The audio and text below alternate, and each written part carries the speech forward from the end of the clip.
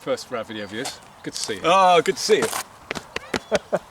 How's that for social distancing? Absolutely. Do you want me to do the intro? Yeah, go on then. Okay, welcome to another edition of Sounding Board. We're back in Ferry Meadows, just in Peterborough. Our local country park. Yeah, and just before we start, I mean, you can't see this because the camera's pointing at us and not the other way, but the best thing I've seen today is a bunch of kids playing in a play park.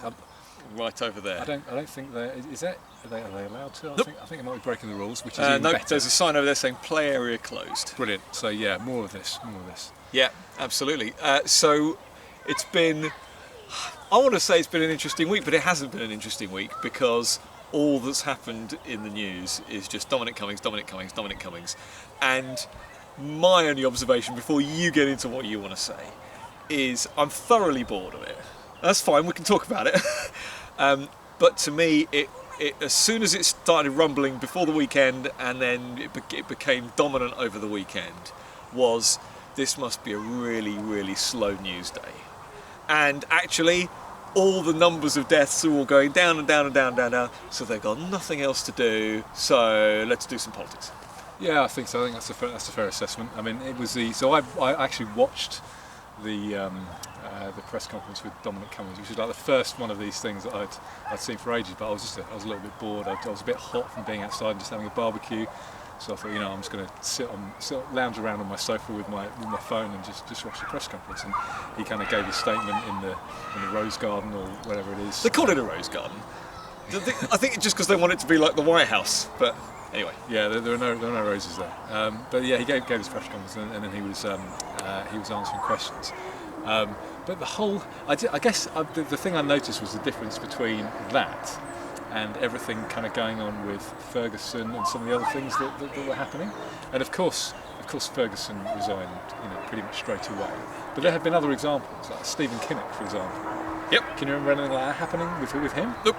And to be fair, I think our stance has been quite consistent because we defended Kinnock. Yeah. I think with Cummings, there's not going to be as much gloating. Did we defend Neil Ferguson? We defended his actions, and we said the more people that break lockdown, the better. Yes. We had a good laugh at him, It's very funny. Getting off with his mistress. And this is why that's different, isn't it? Is that was him just going, rather than, well, if you believe the story. I suppose the point is, do you believe Dominic Cummings' story? I think so. I mean, I can't see. I don't think he's got any reason to lie. Yeah. They're both. So Ferguson and Cummings are both pro-lockdown. Yes. I mean, if Ferguson, I mean, I can't stand Ferguson, but if the reason he broke lockdown, or if he did, let's say he did the same as Dominic Cummings and he had a 4-year-old child who he was worried about. Absolutely. I'd be absolutely fine with that. It would be quite different, wouldn't it? I think that if you do swap the stories over, we wouldn't perhaps have laughed. We'd have criticised him. We'd criticise his models, but we wouldn't have gloated. Yeah. In the same way. Yeah, I because don't it was think so. just comical. There's a comical aspect to Ferguson that there isn't with Cummings because it involves his child and the fact that they were both ill. And the harassment at his home. I think that's a big part of this.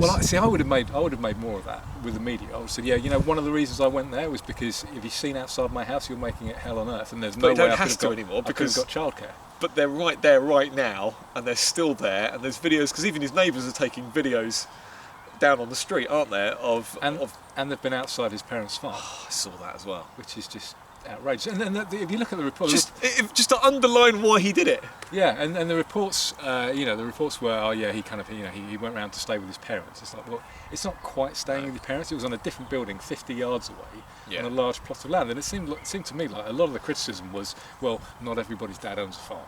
Yeah, it's just the politics of envy again. And also, not everyone reads the rules. And, well, I suppose there's a difference again that needs highlighting here between government guidance and the letter of the regulations. As we know, they're completely different. There's no mention of 2 metre social distancing, for example, in any of the. That's right. It's 2 metres, right? In any of the actual regulations. It's only gatherings, and even that doesn't even define what a gathering is, other than talking about the actual outright number of people that you're allowed to see from one household. Again, That's just sheer lunacy. If, let's say it's us, or rather, we're different households, me coming to see you, but not your wife, you're just going to go back and see your wife, and vice versa. So why does it make any difference at all if you see one person from one household? It doesn't. Yeah, and the guidance is so woolly. Yeah. And if you hear about his kind of interpretation of it, as much as I hate the guidance and I hate the regulations, it sounds absolutely fine. He didn't have access to childcare. Yep. He went to his dad's farm. What about the drive to Castle Barnard or whatever it is?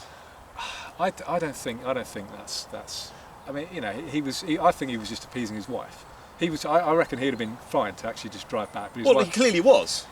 Yeah, but his wife was like, "Your eyesight was dodgy a week ago. Yeah. You need to prove that you can drive." He's like, "All right, here we go. Take you out for a spin." I think that's. Have you seen some of the memes?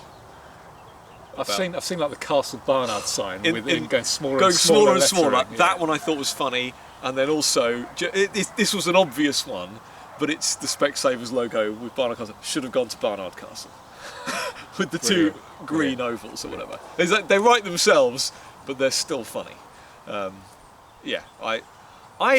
what? Okay, so what rule was he breaking to going for a drive anyway? Well, that was before the change, before the change in the regulations that said you're allowed to go and have a picnic and all this kind of stuff. Right. So his reason for leaving the house, because remember, it's about the reason for leaving. His reason for leaving the house, one could argue, was so he could get back to work. That's not what he said, and it's, again, the problem is, if you want to get into a legal argument, it kind of was. It was just like a little. It was, bit, but he didn't say. Chain, he didn't say, right, this is the regulation. This is what I did, and so do you know? Do you listen to Trigonometry? Do you listen to the Trigonometry podcast? That's Konstantin Kissin and I've forgotten the other guy's name. Yeah, sure. I think I've watched it once. I think it had Douglas Murray or someone on. Yeah. And Yeah, they're pretty good. Konstantin tweeted, he says, "I know this is really niche. This is about half an hour before the press conference. So I know this is really niche, but I just think he's going to end up being Josh Lyman when he's taking over from CJ Craig, which is going to have dental surgery." And then basically he was just going to crash and burn. And like nobody was even particularly replying or anything to this tweet. And I replied and just said, "I actually think he's going to be Arnold Vinnick when he's doing the nuclear power That's thing." one of my favourite bits, yeah. Okay, and he came straight back with, "No, this, he treats them with contempt, he does this, it's not a good look, yada yada yada." And I was like, well, let's just find out. And then 2 hours later, I get this little pop-up on my phone. It's like, "Seems you were right." Because from what I've seen, he was calm. He was clear. He obviously had a pre-prepared statement, and he was ready to answer the questions. I managed to listen to a bit of it. We were around our parents' house, and I managed to listen to a little bit on my phone. And then I caught a glimpse of the first question, which was Koonsberg. Oh yeah. The look on her face. The look on her face and the way she drew this question out, even though it had basically already been answered, even though he'd already got. They can't think on their feet, can they, these journalists? Well, no, so they had a question. All the questions that I heard were either answered in his statement beforehand, or or was it the same question that somebody It's one of the other journalists ago had asked. And it happens every time, doesn't it? Yeah. Yeah. Did you hear? So this morning? I'm mixing up the days now, but the next government press conference afterwards with Matt Hancock. That's Peston's question. Yes. Where he just got completely shut down. Yeah, he got chopped off at the knees, didn't he? Yeah, and it was like, "Thanks very much, next one." Yeah, because I have access to childcare and he didn't. Yeah. Yeah. Next. That's how they should be treating them. It really is. And to be honest, so I mean, they were haranguing Cummings a bit about saying, "Oh yeah, lots of my constituents haven't been to funerals and haven't been able to say goodbye to their relatives." And but that's in the regulations. No, but that happened to him as well. So his uncle Yes. died Yes. while he was there, and he couldn't. But you're allowed to couldn't do attend a anything. funeral. I mean, I think there is a real disparity here, and obviously it was going to be the case with what people understand the guidance to be, which that might not be that they've read the government documentation. That might just be they've heard Boris say out loud, "Stay at home" or "Stay alert." and what the regulations actually say. And for work, but also because I wanted to know, I've been all over the detail of this, and I know the differences, I know what I can and can't do. Ironically, it was only a couple of weeks ago, I was like, wait a minute, the 2 metre thing isn't the thing. We don't have to do it at all. This is why. It's just we'd like you to. This is why there shouldn't be government guidance. I mean, No. You and I think there shouldn't be government regulation as well, but there absolutely shouldn't be Government. there shouldn't be government regulation for this reason, because it's woolly, and Yep. it's just guidance anyway. It means nothing. Yeah. So why is anybody taking it into account at all? Are you really that inept that you need the government to tell you how to live your life on a daily basis? Yeah. And can you imagine being that awful at organising yourself, and I can't imagine it. Absolutely. Well, it's run my life for me, please, because I can't. Yeah, sure. And this isn't to defend Dominic Cummings on anything else. You know, I quite liked what he did, or some of the things he did with Brexit, but a lot of the He stuff runs a afterwards- good campaign. He does, but a lot of the stuff he did afterwards was awful, with the kind of, you know, what Boris was doing in his campaign and afterwards, and he was massively. I know there was some talk about him and herd immunity and stuff, but there was, you know, he's massively pro-lockdown. Yep. So from that point of view, it's great that even you know, that anybody in any kind of position of power is breaking the lockdown and seem to be doing this. And you get reports of people saying, "Oh yeah, I'm just leaving the house now willy-nilly because of Dominic Cummings." Brilliant. Bring it on. The more of that, the better. Absolutely. Right. So I think that brings me on now. And While it's bringing you on, lockdown Scotch. Loch Lomond Scotch. Loch Lomond. Lomond Scotch. Excellent. Tintin whiskey again. It is, yeah. Tintin whiskey. But I don't think you've had it. No, you brought it another time. I bought. I think, did you? I've. Is this my first time having Tintin whiskey? It's because we've been doing this over Jitsi, over Zoom or whatever, and Yeah. so I think I've had this, but I haven't. No. So what you're saying? I've had it a few times whilst I've been chatting to you. Right. But Go I on then. bought Let's see Camberville. if it can clear my nose. I must apologise to our viewers and listeners when I sniffle away. This is the only problem with being outside in the evening. This is like the worst time of day for me. So for hay I'm fever. hoping it's hay fever and not Covid-19 after just giving you a big hug. Me too. Cheers. Now, you've given me quite the measure there. Yeah, it's well only tiny glasses. Cheer your health, sir. Cheers. Cheers. Some Lochdown Lomond. That's very nice. It's not bad, is it? 10-year-old. That's very nice. Right, it's been a while. Okay, What's coming? it's time Cummings. for a left-right game. It's time for a left-right game. This one's got a bit of a spin to it. This is the COVID edition of the left-right game. Now, I've got some notes here of some topics, some Okay. people, some. This is everything. And I was trying to think about what defines now. This is very zeitgeisty. Okay? Now, also, this is the left-right game. For those people who've never played this game with us before. Yeah, should we give a quick explanation? So the left-right game is something that I came up with a while ago, and then you just ran with it. Yep. So I came up with a list of things. Mine was policies to start off with, Yes. wasn't it? and did I have a couple of people in there? But it was No, it was all policies. It's mainly policies, and I was trying to challenge Nick to decide, or to answer whether they were left or right. So, for example, nationalising industry, for example, Or taxation. that was left. And, Yep. there's a whole host of things, and we played a bit of a game, had a bit of a laugh, and then Nick, you kind of took it further. Next time you had like individuals and Newspapers and all sorts. Yep. But it's because the reason we did it was because lots of people get confused between what is left and what is right, because the Labour Party on traditionally on the left have left and right policies, and the Conservative Party have policies on the left and the right as well. So people get confused. So we've been defining what left and right is, and playing a bit of a game. So this is the latest one. And we've been trying to define a bit more about what centrism means, and whether or not, we coined the term a la cartism, meaning, you can pick what you like from the left and the right. And hard centrism. Exactly. Hard and soft centrism. So we don't have to be incredibly strict with this based on the subject matter. This is left, right. If you want to say this is about statism. I imagine some will be if you're- both. Yeah, exactly. This is just hopefully to spur on a bit of a conversation about what I consider to be bad about the current situation that we're in. Okay. So I'm going to start with lockdown. Left or right? Guess you're thinking. This is what, when I'm writing this Yeah, list, so- I don't necessarily know what I think about this. So, lockdown. I think that's both, because there are you know, It's very secret policey. It's very. So the difficulty about this is There's not much ownership of your property anymore and stuff like this, or yourself. No, I think because it could quite lefty. It could be argued that it's more left, because the only reason they're able to do it is because there is so much public land and the government owns all the roads. So if there was Yeah. if there were private roads and more private land, you could go from, you know, say I had my property rights and I could go to your house without going on a public road. Yes.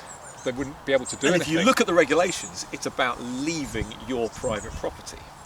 And so what it doesn't talk about is saying that you are allowed in my house, but you're just not allowed to travel to my house. Oh, no. So that's what you're saying, Now isn't that's interesting, because I basically own a cul-de-sac with my neighbour. it? Yeah, you could go to your neighbours, I should think. So I can go to my neighbours, because all I need to do is walk off of my driveway Well, onto it hers. depends.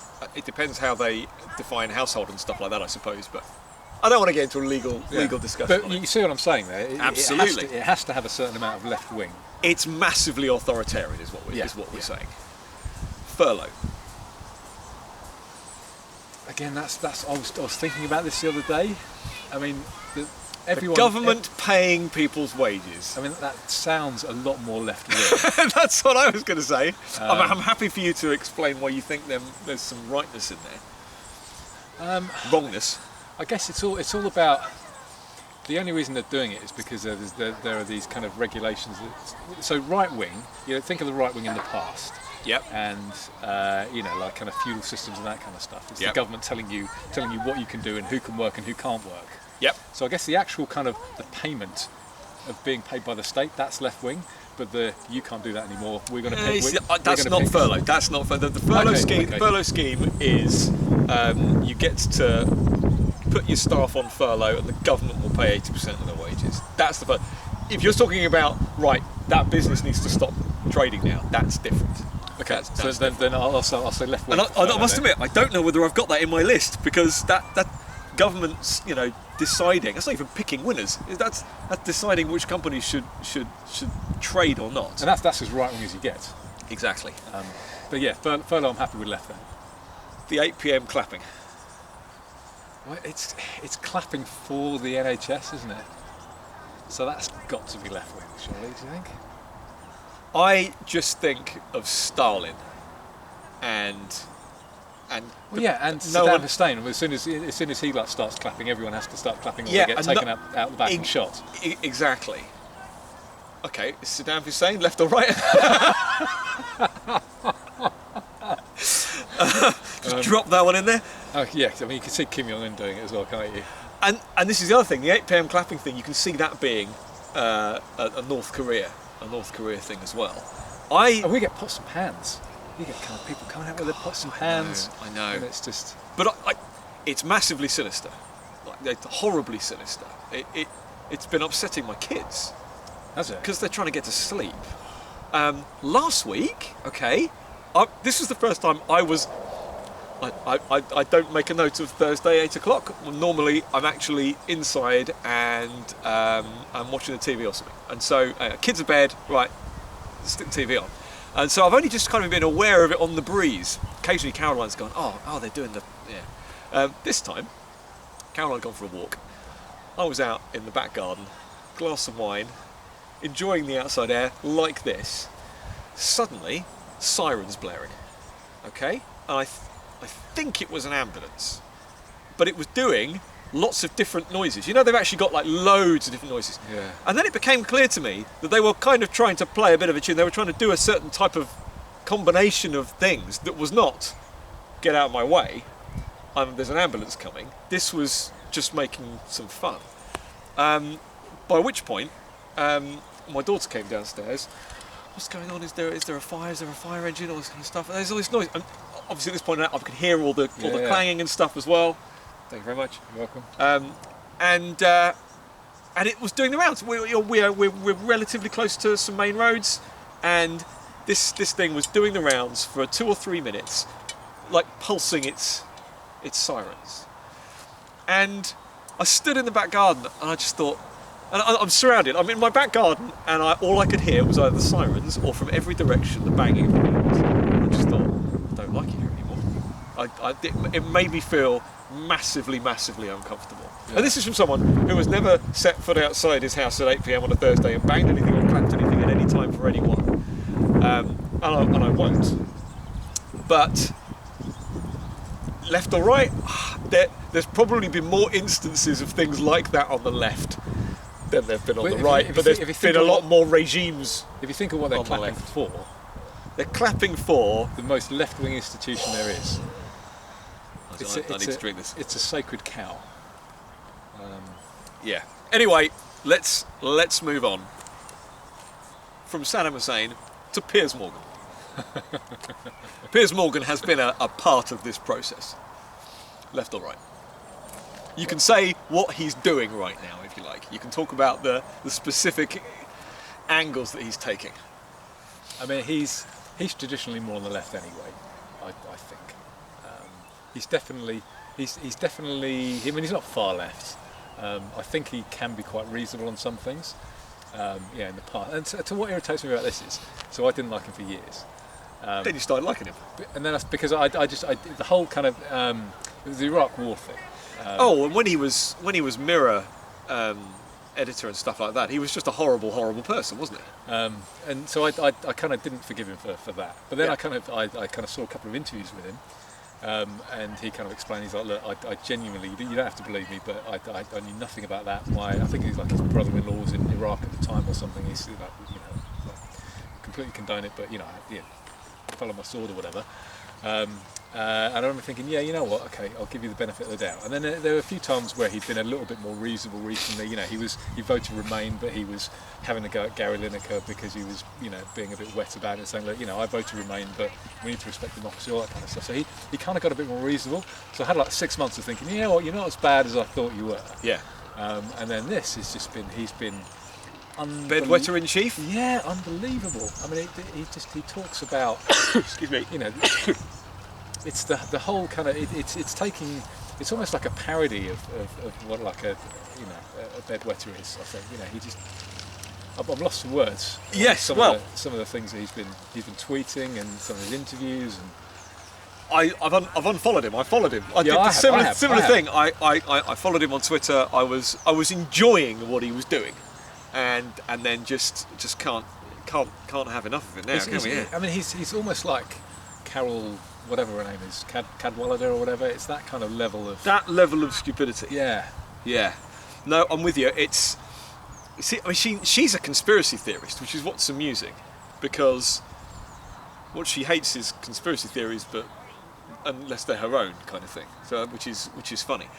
She's not really been part of this. So Piers Morgan is such the centre of this and the media. Media response. So he did the other day. He talked about banning government because of something. Was it because they'd already boycotted his show. They weren't coming on the show, so he banned them. Yeah, and I remember seeing an analogy on Twitter. That's like saying you no longer have your wife around after she's just divorced you and taken your kids and all your money. Yeah. I saw a tweet from someone saying, right, that's it. No Hollywood actress is allowed to date me. It's just similar stupidity. Okay, social distancing. That's a. I mean, it's not a regulation; it's government guidance. I still think that's the right way. Yeah. It's the government telling you what to do by some kind of a regulation. So I mean, it's. Yeah, and obviously, as you say, it's guidance rather than regulation. Social distancing in general, the concept that you shouldn't be near to somebody else. I mean, yes, it's just massively authoritarian. It's not particularly owning the means of production or anything, is it? No. But is it owning you in some way? Because that's a very leftist idea. Saying what you can and can't do. So when it gets to be about you very specifically, I do kind of feel like it starts. Well, yeah, because you're left. like the kind of the most extreme part of your private property is your human body, isn't it? So, yes. Yeah, you could argue that it's both. Okay. Neil Ferguson. There's no self-ownership, is there? Neil Ferguson. He's left, I think, isn't he? Everything about him's left. Yeah, there's not much. There's not much. Other than wanting a lockdown, which is quite right wing.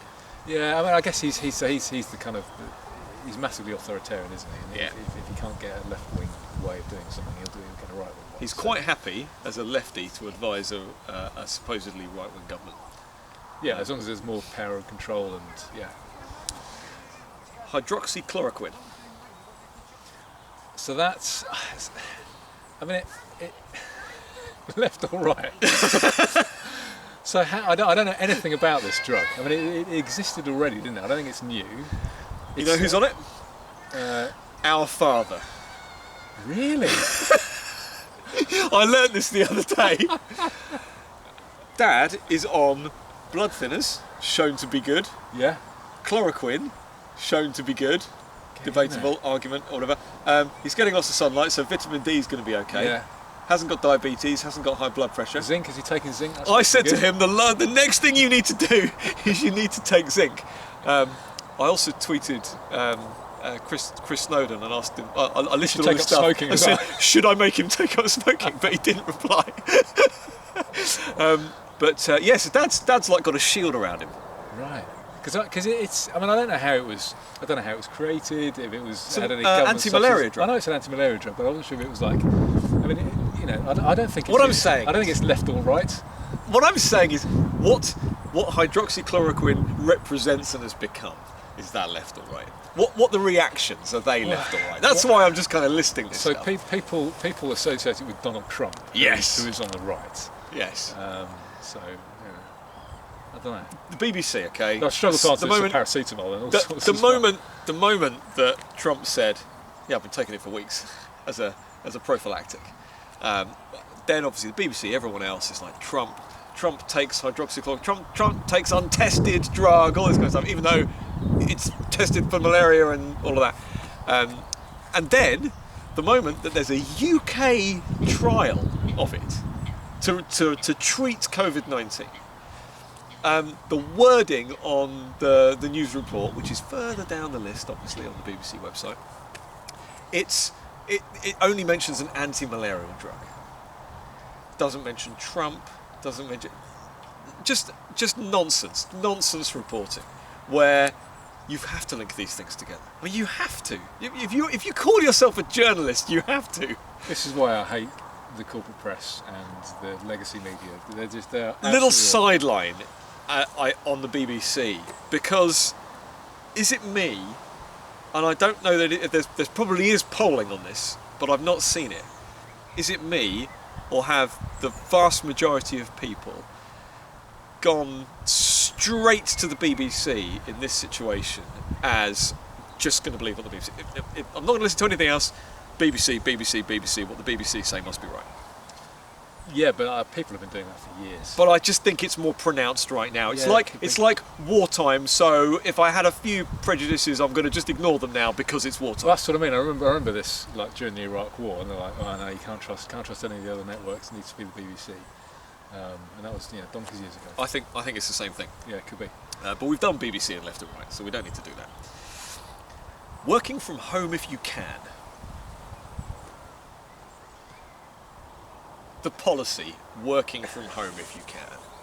I mean, is it the policy that the government will somehow fine you if you don't work from home, and you can? In which case, that's right wing. That's the government telling you who can and can't work again.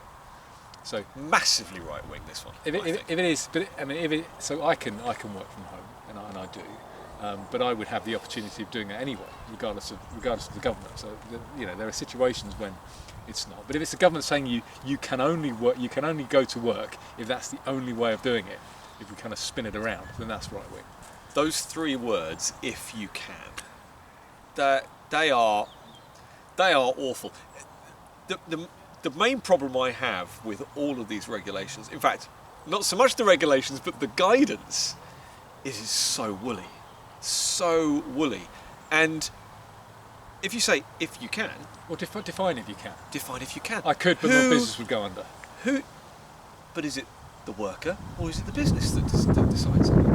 If you just turn around and say, no, I can do it from home, and your boss says, I don't think you can. You go, no, I think I can. Then what do you do? Do you go down a disciplinary? What do you do? And I've seen this firsthand. It's fear that drives it. If If you have the argument, if you boil it right down, it's fear. It's only fear.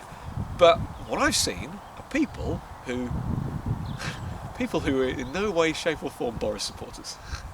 That's important here. That are saying, there's no way I'm going back to work until Boris says so. And he may never say so. Work from home if you can may be official government guidance, frankly, forever, I think. Because it's going to keep more cars off the road, it's going to, cut down on this, cut down on that. That's what they want, isn't it? And they get their way. I can see that being the last, if never, removed policy. Yeah, for sure. I mean, I can certainly see that being around for a couple of years. Yeah. Even New Zealand have removed their state of emergency and social distancing being relaxed everywhere. But work from home if you can. Crazy. PPE.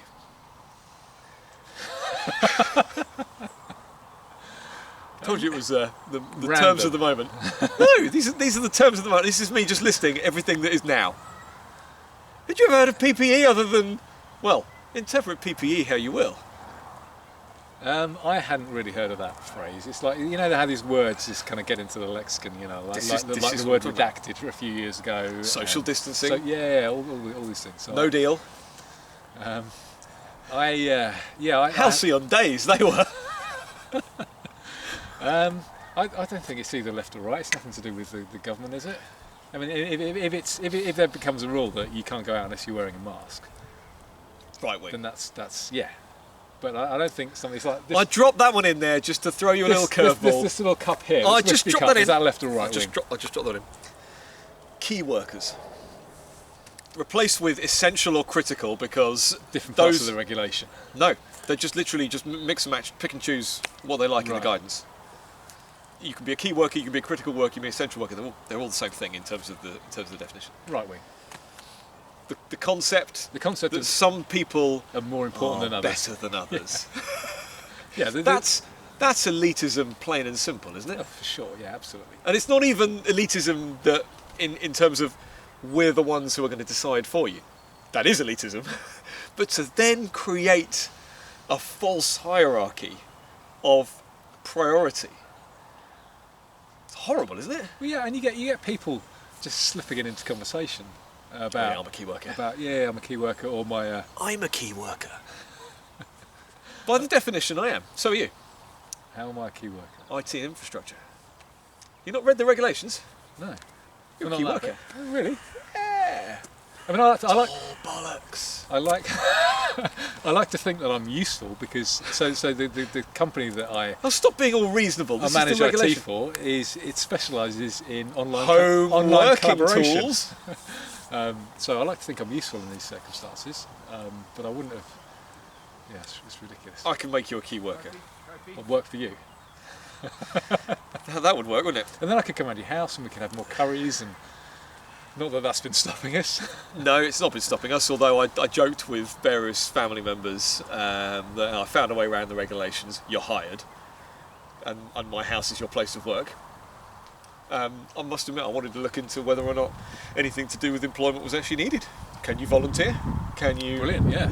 If you can volunteer, then volunteer to, I don't know, wash my dishes for me today. And then you can come around my house. I'll be Asok, the intern.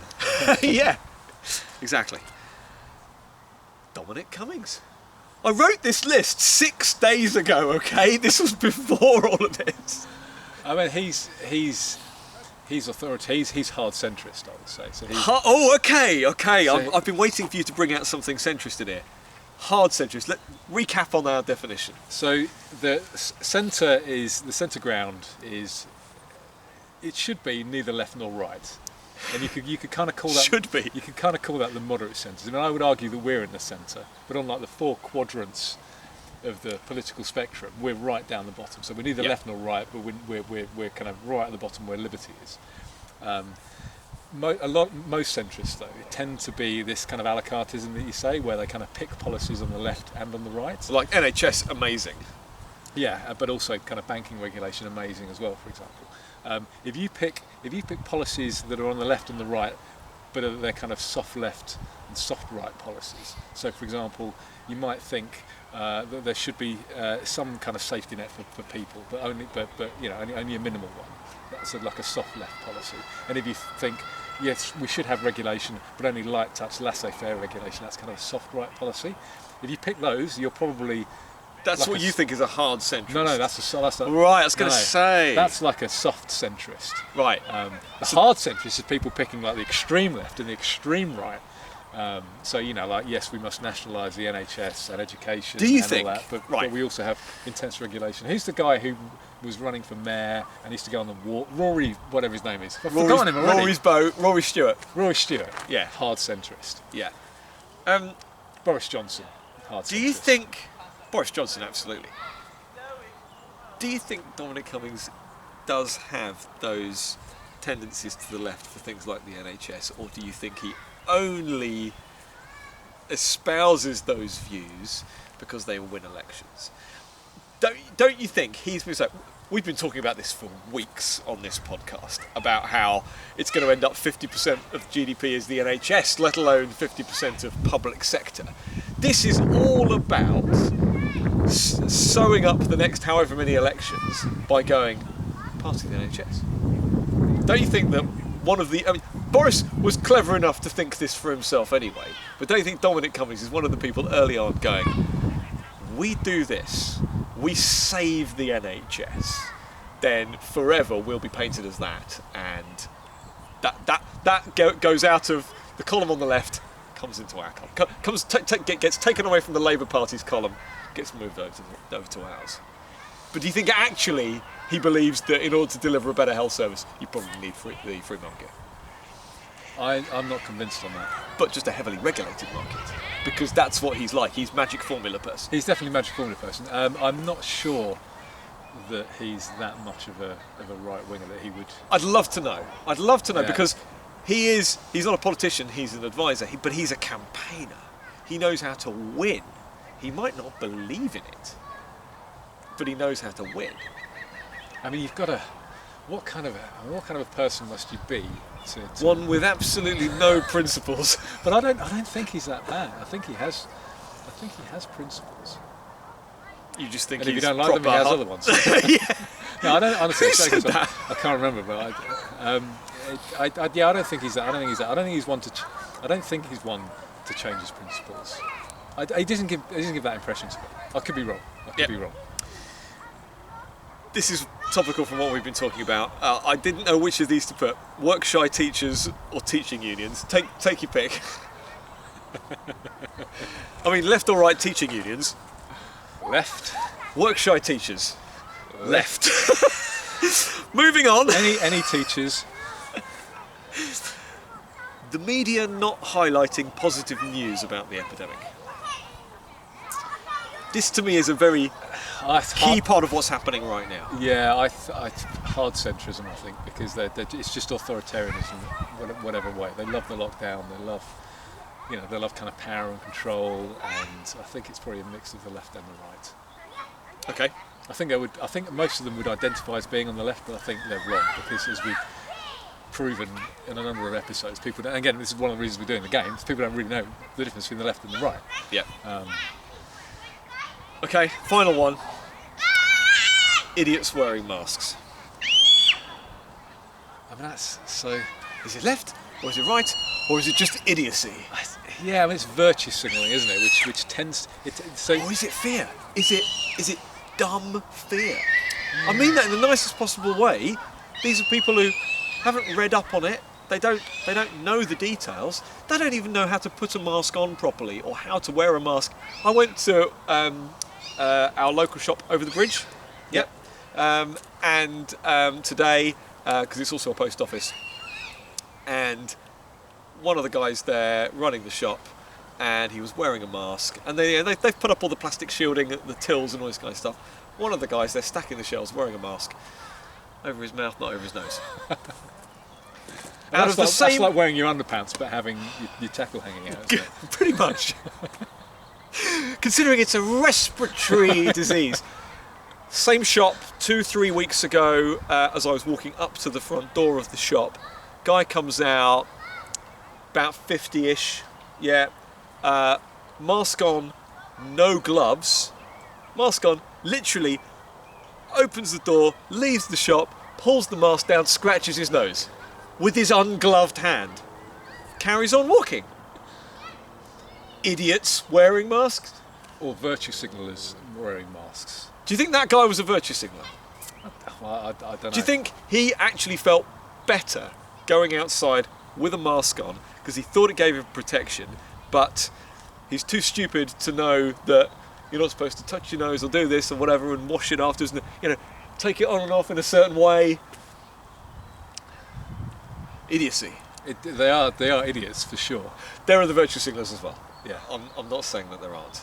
Well, they're also idiots. That's a subsection. The Venn diagram Of idiots and virtue signallers. You know, there are not many. There's a strong correlation. Are there any virtue? I think the virtue signaller is a smaller circle in the larger circle of idiots. I mean, because is there a form of virtue signalling that isn't idiotic?